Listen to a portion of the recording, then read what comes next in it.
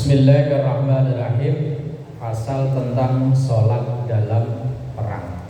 Serem. Perang tetap suruh sholat. Ini betapa bahwa sholat itu tidak boleh ditinggalkan walaupun dalam keadaan perang. Ya insya Allah kita mah enggak ya. Paling-paling perang sama cucu ya. Kejar-kejaran sama cucu. Ini perang beneran, lawan musuh taruhannya nyawa.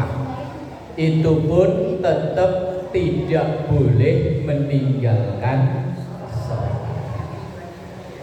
Kalau ngaji fikih, sholat ditunda bahkan sampai diqadha yang tidak dosa, alasannya cuma dua, yaitu kelupaan sama ketiduran.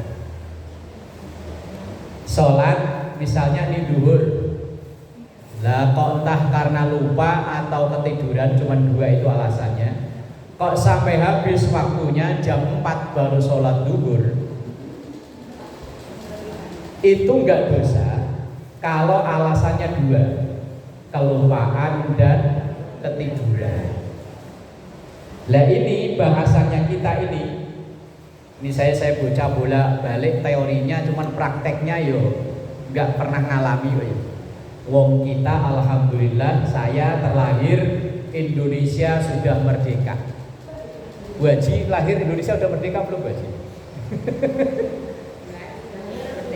Lah yo udah merdeka, ya berarti kan nggak nemui perang yo.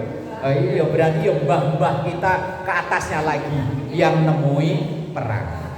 Itu pun dalam keadaan perang masih diwajibkan sholat. Lah tadi saya sampaikan bahwa alasan seseorang sholatnya tertinggal sampai habis waktunya, misalnya di duhur, lah karena alasannya dua tadi, kelupaan sama ketiduran, itu boleh, gak dosa walaupun sholat duhurnya jam 4. Makanya kejadian udah lama, mungkin ibu pernah saya ceritain. Saya pernah ditanya orang mau hajatan, kebetulan itu dia anak perempuan cuma satu. Dia nanya begini, Pak Ustadz, saya tanggal sekian mau hajatan nikahin anak. Oh alhamdulillah. Tapi saya ada pertanyaan Pak Ustadz, apa Bu? Boleh gak sholat saya kodok? Nanti kalau hajatannya udah selesai. Kan saya sholat udah tiap hari. Hajatan ini kayaknya cuma sekali seumur hidup. Wong anaknya cuma satu. Lah kalau anaknya 8 yo, bentar-bentar hajatan yo. Iya anaknya 8 perempuan semua. Asal ada yang naksir cocok hajatan, naksir cocok hajatan. Anak cuma satu, berarti kan hajatan sekali seumur hidup. Sementara sholat udah tiap hari. Boleh gak sholatnya diqadha?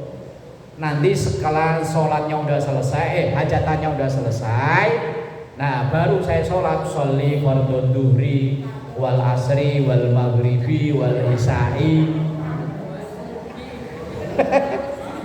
Kodoan boleh nggak?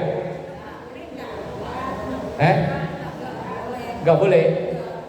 Saat itu saya nggak bisa jawab. Waduh, saya nggak bisa jawab Bu, tunggu. Ntar, padahal saat itu kan nanya Google belum segampang sekarang. Kalau sekarang enak, ada pertanyaan apa tinggal halo Google, boleh nggak sholat qadha?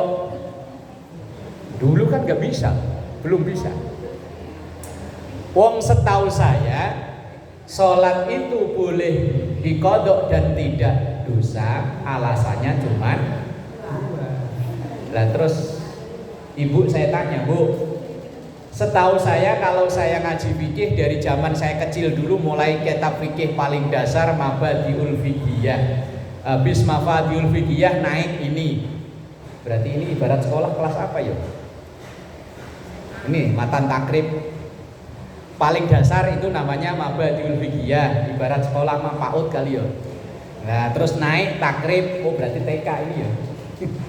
Terus naiknya lagi Fathul Qorib, Fathul Mu'in, Fathul Wahab sampai I'anatul Thalibin. Ketemunya orang qodok sholat yang tidak dosa, alasannya cuman dua, kelupaan sama ketiduran. Nah, saya tanya Bu, ketika ibu hajatan kira-kira ketiduran bisa nggak? Nggak mungkin lah ya. Wah mungkin orang hajatan kok ketiduran dulu ya. Umpama kecapean di pelaminan kok begini aja. Nggak mungkin. Alasan kedua, kelupaan. Mungkin ya. Lah iya saking sibuknya, asal mau duduk ada tamu datang, terima kasih. Nah, kelupaan mungkin. Cuma saya tanya lagi, Ibu, hajatannya nanti rencana di gedung apa di depan rumah di jalanan? Di jalanan. Lah sepanjang jalan itu ada musola, ada masjid nggak? Ada musola. Cuma selang 2 rumah atau 3 rumah dari rumah saya. Oh, lah nanti hajatannya ada dangdutan, organ tunggal ada. Lah ketika ada adzan zuhur, asar, maghrib itu organ tunggalnya istirahat apa lanjut? Istirahat. Adzannya tetap adzan apa prek? Adzan. Berarti kalau selang 2 rumah 3 rumah musola adzan, ketika ibu di pelaminan adzan kedengeran nggak? Kedengeran. Berarti lupa kayaknya ya enggak ya? Enggak juga. Lah kalau itu iya.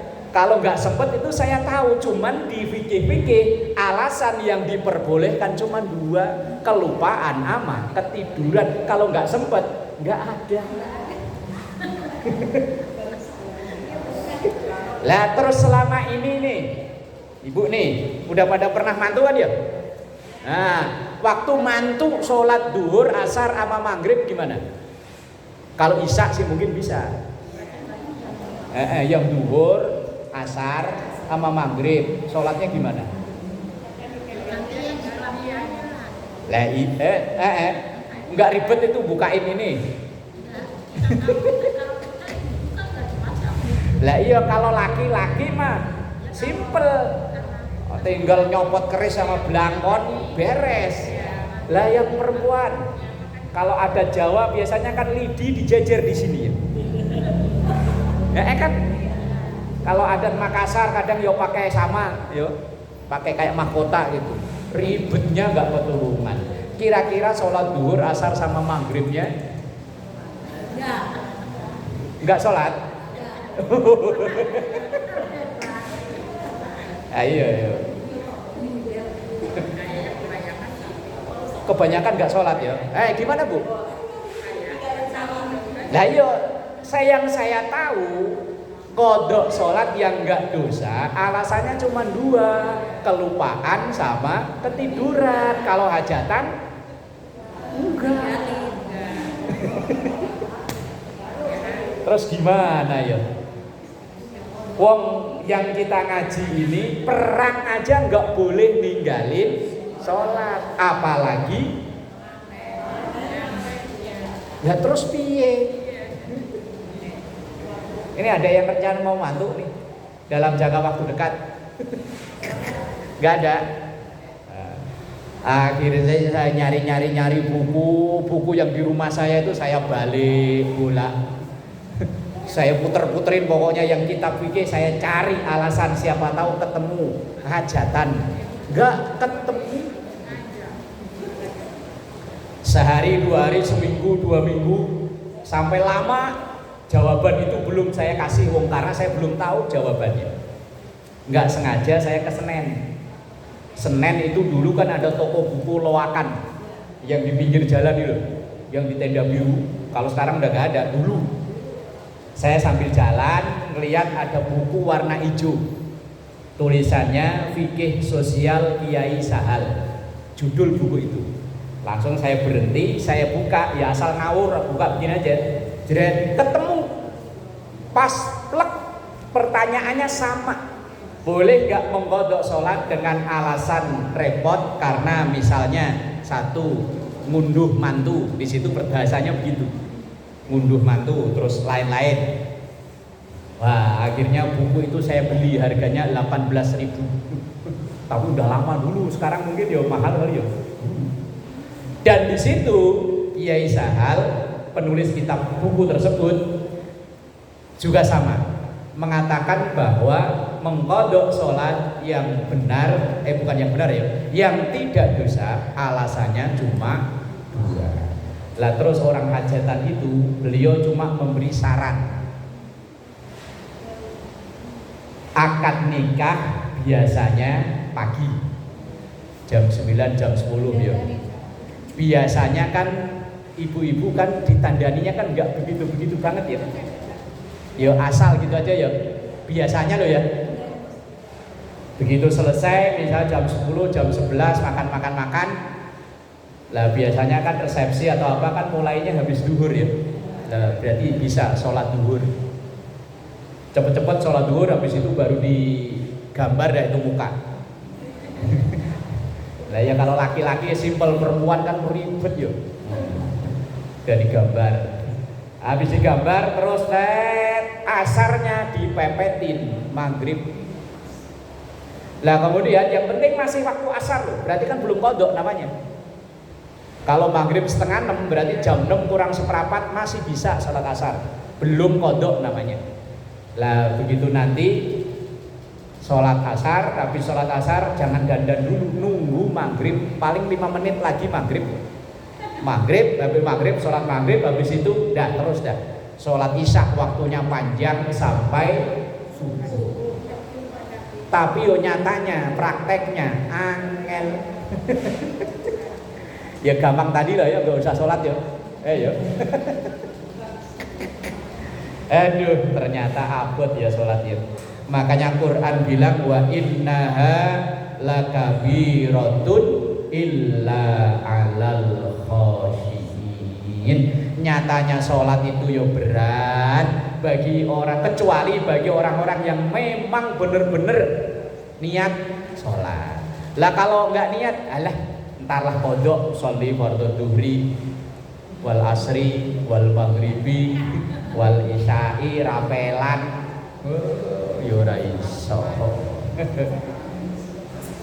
Lah ini tentang sholat dalam perang, walaupun mungkin insya Allah kita nggak ngalami, yo sebagai ilmu saya baca aja, karena prakteknya yo insya Allah enggak lah ya. Wong dalam keadaan hajatan aja sholatnya abot loh. Ya moga-moga juga kita nggak nemu perang. Biarlah yang lalu biar berlalu. Negara yang di mana? Palestina, yang perang aja kita doakan semoga selesai perangnya. Kasihan, mau makan aja rebutan ya. Kita di sini sampai ngebuang-buang, di sono rebutan. Bismillahirrahmanirrahim. Saya baca aja untuk ngalap berkahnya penulis kitab ini. Faslun fasal wa sholatul khawfi, dan sholat dalam keadaan perang. Ala salasati adrubin, itu ada 3 macam.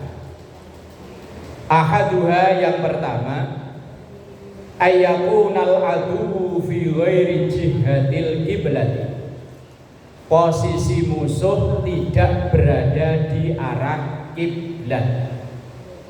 Perang adep-adepan. Ya kayak film-film perang kolosal ya bawa pedang. Kalau perang sekarang kan bawa bom jauh.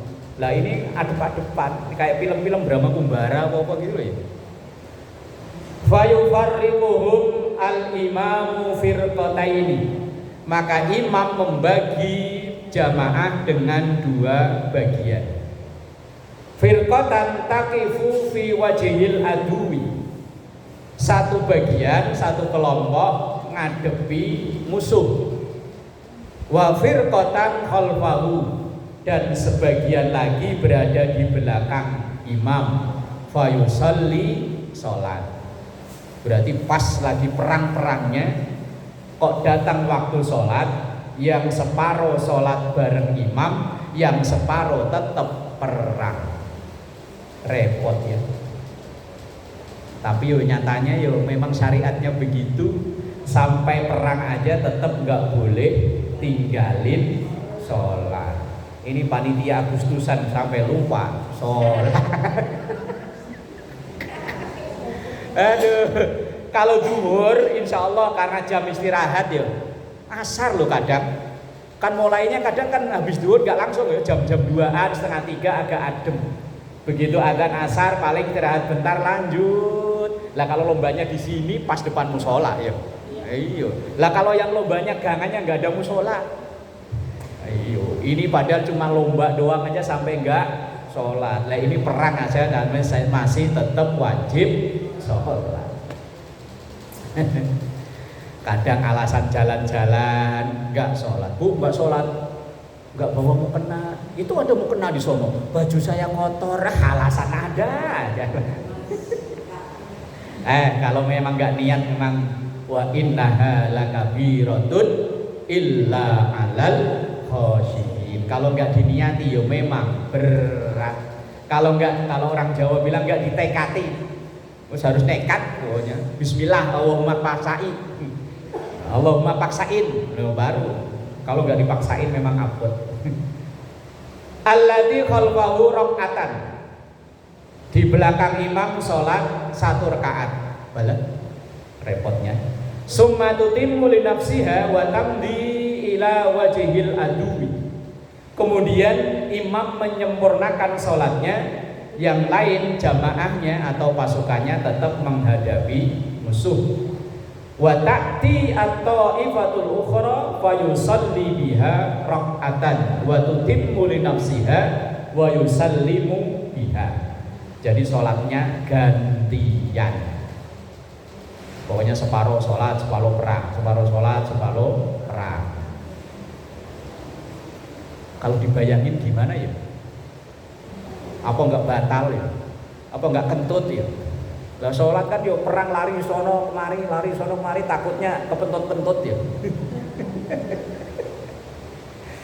Tapi syariat itu maksudnya sampai segitunya sholat itu nggak bisa ditinggal. Wasani yang kedua ayyakuna fi jihatil kiblati. Kalau musuhnya berada di arah kiblat, arah sono kiblat. Fayasufuhum al-imamu saffaini, maka imam membentuk 2 barisan, 2 shaf. Wa yahrumu bihim, dan takbiratul ihram, imam tersebut takbiratul ihram bihim beserta dengan imam, beserta dengan jamaah. Fa idza sajada ma'ahu ahadus saffaini. Kalau sujud, imamnya sujud, maka jamaah yang separuh sujud bareng imam. Wa waqafa as-safful akharu yahrusuhum, maka berdiri atau bersiap shaf yang lain yahrusuhum, untuk menjaga barisan yang lainnya. Fa idza rafa'a sajadu walahiquhu, dan kalau imamnya bangun yang lain baru sujud. Yang kedua, wasalisu, yang ketiga, ayyakuna fi syiddatil khaufi. Salat ketika sudah perang benar-benar berkecamuk, udah terdesak. Wal tihamil harbi, dan berkecamuknya perang. Fayusalli kaifa amkanahu rajilan aw raqiban. Maka salatlah dengan sebisanya, baik dalam keadaan jalan atau naik kendaraan. Mustaqbilal kiblati wa ghaira mustaqbilin laha, dengan menghadap kiblat atau tidak menghadap kiblat. Intinya kita kalau memahami ini, rencana insya Allah nggak usah jalani lah yuk. Lagian juga nggak pengen ada perang lagi. Pelajarannya ya tadi, betapa sholat itu tidak bisa ditinggal dan boleh dikodok kecuali hanya 2 hal itu tadi. Tapi ada ayat Al-Quran surah Maryam. Biasanya kalau ibu diundang acara 7 bulanan, itu Maryam dibaca sampai habis apa depanan doang? Satu ayat. Depannya doang berarti ya. Itu harapannya kan konon katanya ya, anaknya katanya biar cakep kayak Maria. Itu kalau dibaca semua. Lah kalau dibaca satu ain, takutnya nanti cakepnya ya cuma satu ain doang. Misalnya hidungnya doang yang mancung, tapi yang lain berantakan. Yo kalau bisa apa dibaca semua yo. Kepanjangan. Yo enggak, maksudnya ntar yang calon ibu yang baca. Kalau ibu mah undangan mah yo ingat waktu lah yo, apalagi siang-siang panas. Yang calon ibu loh yang baca. Cuman kalau saya pernah ditanya, kalau niru fisik nggak mungkin. Kita orang Indonesia, ya begini fisiknya. Biar nanti seandainya lahir laki-laki, dibacain Yusuf sehari 50 kali. Kalau lahir tetap nggak beda jauh sama bapak mamanya. Iya kan? Ya kalau maknya begini, bapaknya begini, insya Allah lahir nggak jauh-jauh dari begini. Lah umpama istri saya hamil, saya bacain Yusuf sehari 50 kali. Lah begitu lahir kok wajahnya wajah Arab. Lah iya, ibu-ibu yang diundang nanti acara akikahan kan takutnya pada senggol-senggolan. Anaknya nggak mirip bapaknya. Itu jangan-jangan kalau lahir di rumah sakit malah disuudoni, jangan-jangan ketuker lagi. Lah kalau lahirnya di rumah, jangan-jangan dulu istrinya pernah jajan. Suudon malah timbulnya. Makanya biar dibacain Yusuf ratusan kali, secara fisik tetap kalau anak mah nggak jauh-jauh dari bapak sama emak. Yus, kalau bapaknya modelnya begini yo, nggak jauh dari begini. Lah iyo. Lah terus yang ditiru apa ya? Tentu bukan fisiknya. Kalau niru nasibnya ya kasihan. Nabi Yusuf itu hidupnya menderita terus. Lahir dengan banyak saudara. Bapaknya, istrinya bukan cuma satu. Biasanya kan anak dari ibu pertama sama ibu kedua kan gak akur. Ya sama. Nabi Yakub bapaknya itu punya istri lebih dari satu. Nabi Yusuf anaknya itu istri dari paling muda. Nah kebetulan memang punya fisik yang paling ganteng dibanding dengan yang lainnya. Saudara-saudara yang lain iri. Akhirnya Nabi Yusuf dibuang ke hutan, cemplungin sumur. Bilang sama bapaknya katanya dimakan macan. Dibuang ke sumur, kemudian ditemu orang, dijual, dijadikan budak. Begitu jadi budak, udah remaja, udah agak gede, memang wajahnya ganteng, disenengin sama bininya pejabat. Ya karena nggak mau, akhirnya dituduh mau memperkosa bininya pejabat, akhirnya di penjara. Kapan enaknya? Lah iya, paman yang punya anak dibacain Yusuf nasibnya kayak gitu, emak apa nggak nangis mulu? Kasihan ya nasibnya ya. Ya tapi kan ujung akhirnya setelah di penjara itu Nabi Yusuf bisa menerjemahkan mimpinya seorang raja, baru beliau diangkat jadi menteri. Kalau sekarang ya mungkin menteri ketahanan pangan atau apa gitulah. Nah mungkin yang di Arab ya itu. Tapi kan proses perjalanannya itu loh yang menyakitkan. Umpama lo ibu punya anak nasibnya kayak gitu gimana? Apa nggak nangis terus? Buang ke sumur, habis itu dijual, habis dijual jadi budak, habis jadi budak di penjara. Ya Allah, nasib. Kok sampai ke situ tadi? Ada dalam surah Maryam. Ini kalau ibu bacanya sampai ayat yang ke 59. Tapi nggak nyampe lah ya, satu ayat paling-paling 10 ayat ya. Itu ada ayat yang menjelaskan bahwa orang akhir zaman itu ibadah yang banyak disepelekan itu sholat. Ini Quran masalah ini yang ngomong. Fa khalafa min ba'dihim khalfun adaa'us salata wattaba'us syahawata fasaufa yalqauna ghayya. Itu bunyi ayatnya. Itu di surah Maryam ayat 59. Bahwa nanti ada generasi sesudah mereka. Mereka itu berarti setelah Rasulullah dan para sahabat dan belakangnya. Itu ada generasi yang aldous sholat, meremehkan sholat. Padahal generasi dulu sampai perang aja tetap sholat. Lah generasi sesudahnya banyak yang meremehkan sholat. Itu dulu udah lama banget. Saya pernah ngomelin anak-anak grup Hadroh Malawis itu selawatan. Malam itu tampil maulid 2 tempat. Saat itu lagi laris-larisnya. Subuh nggak pada sholat. Sampai jam 7, jam 8 masih pada selimutan sarung. Wah, akhirnya saya siram air Ustaz, saya capek, semalam pulang jam 2. Mau jam 2, mau jam berapa? Sholat. Wong tadi salawatannya mungkin ada yang isinya ngajak sholat kan, tapi dia sendiri enggak sholat. Lu pernah alasan melaksanakan ibadah, padahal yang dilaksanakan itu ibadah sunnah, dia enggak sholat, lagi umroh.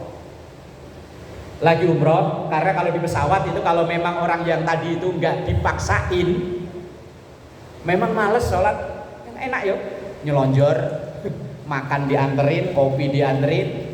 Lah kalau kok ngeluangin waktu sholat walaupun sholatnya nggak sesempurna seperti biasa, abot. Lah itu teman sendiri, Mas nggak sholat, ntar aja Ustaz lah, nyampe ke Indonesia baru sholat. Loh Mas, ini lama loh Mas, 9 jam itu paling nggak 3 waktu sholat, belum nunggu di bandara. Pas saat itu kebetulan delay agak lama. Ayo Mas sholat, itu di ruang tunggu bandara kan ada musola deh, ntar sekalian di Indonesia. Tuh. Padahal dia lagi ibadah umroh, ibadah sunnah, tapi melalaikan yang makanya bunyi ayat itu khalfun adamus sholat.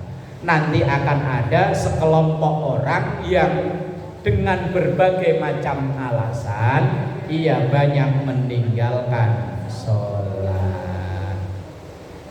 Kalau kayak tadi hajatan ya, keputusannya gimana tadi itu? Enggak sholat? Apa sholatnya dikodok ya? Ya Allah. Contoh lagi, umpama sekarang duhur jam 12 umpama ya. Ini bagi ibu yang masih kedatangan tamu bulanan. Kalau yang sudah enggak kedatangan tamu bulanan, aman. Umpama duhur jam 12, begitu masuk azan duhur kan biasanya nggak langsung sholat. Pokoknya entah kalau lagi asik nonton TikTok ya lanjutin TikTok, kalau lagi ngerumpi di bawah pohon mangga yo lanjut, yang lagi ada kerjaan entah nyuci entah apa yo lanjut, yang lagi tiduran apalagi. Lah umpama jam 1 pas mau sholat duhur, tamunya datang, otomatis duhur kan nggak jadi dikerjain kan. Lah kalau asar dan seterusnya memang itu udah diskon, nggak usah sholat. Begitu tamu nginep itu seminggu, biasanya kan seminggu ya, teorinya seminggu, wong prakteknya saya juga nggak tahu. Kalau teori saya tahu, dulu awal-awal ngaji kitab ini kan begitu. Paling lama 15 hari, paling cepat sehari semalam, umumnya seminggu.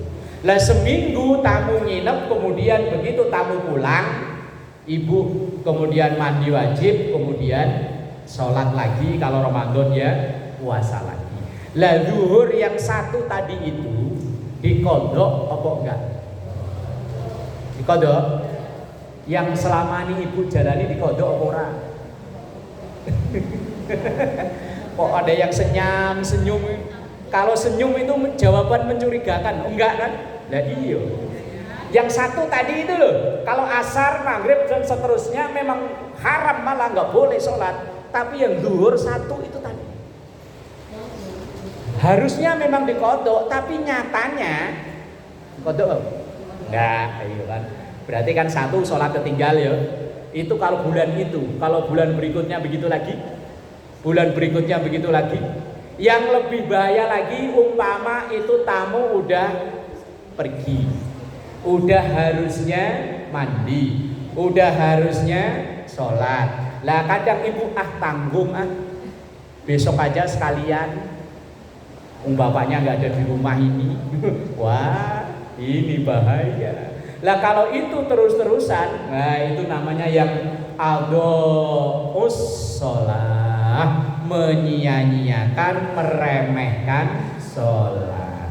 Yakin kalau ibu semua 5 waktu full, tapi dalam kondisi-kondisi tertentu itu kadang yang sholatnya terlewatkan. Ketika lagi jalan-jalan, ketika lagi tadi itu hajatan, ketika lagi menstruasi tadi itu.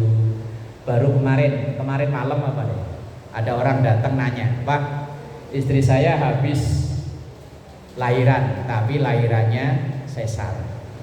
Kemudian keluar darah nifas itu cuma 2 hari atau 3 hari. Udah 2 hari ini sama sekali nggak keluar darah. Sementara umum yang diketahui orang nifas itu 40 hari. Begitu ya? Sampai bercandaan orang itu kalau bininya lahiran suruh beli Indomie sekerdus. Asal sehari dimasak satu. Kan Indomie isinya 40. Kalau minyak udah habis berarti masa nifas selesai. Lah terus itu nifas apa bukan, Pak?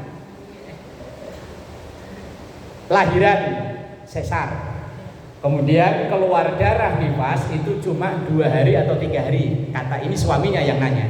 Kemudian udah 2 hari ini sama sekali nggak keluar darah. Apakah istri saya wajib mandi kemudian sholat seperti biasa atau tetap nunggu 40 hari?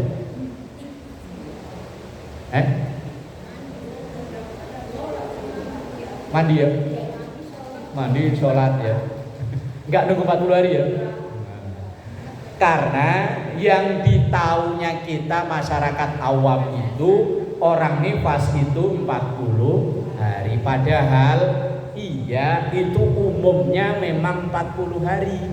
Yang terlama dulu loh waktu ngaji kitab ini, nanti coba buka-buka lagi di rumah, masa nifas itu paling lama 60 hari. Kalau lebih dari itu namanya istihadah.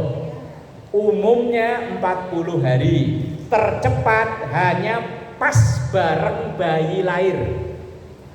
Bareng bayi lahir ada darah yang keluar, tapi setelah itu udah gak ada darah lagi. Maka orang itu wajib mandi, wajib sholat, kalau Ramadan ya wajib puasa. Lah kadang orang awam yang gak ngaji, pokoknya asal 40 hari aja. Lah nanti kalau itu kan 40 hari dia ninggalin sholat. Lah kalau 40 kali 5 berarti berapa itu? 200 ya. 200 waktu sholat ngondoknya piye? Makanya perlunya ngaji fikih yaitu biar tahu bahwa memang ada rencana mau nifas lagi ya? Enggak. Lah siapa tahu masih ada rencana.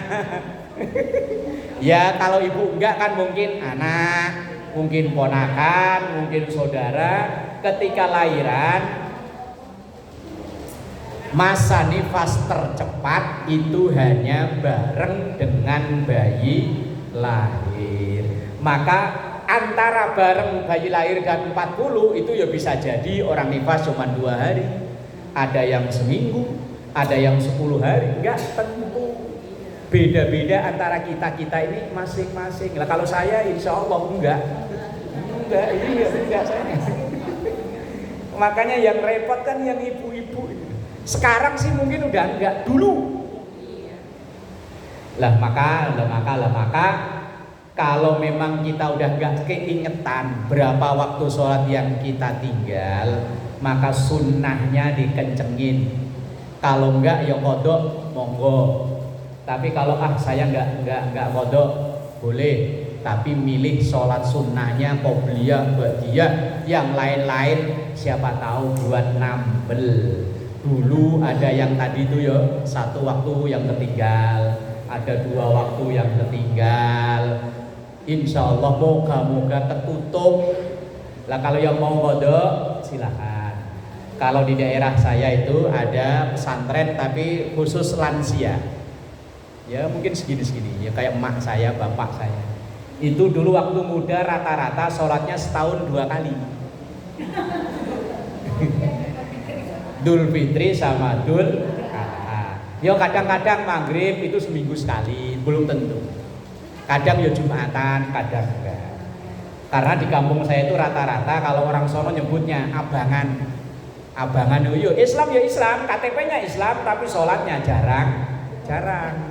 Begitu usia-usia 50, anak-anaknya pada nyantri, anak-anaknya pada pinter ngaji, baru pada sadar. Lah, kiai yang ngajarin santri-santri tadi itu TPA, Taman Pendidikan Aki-Aki, itu ngajarinya sholatnya 2 kali.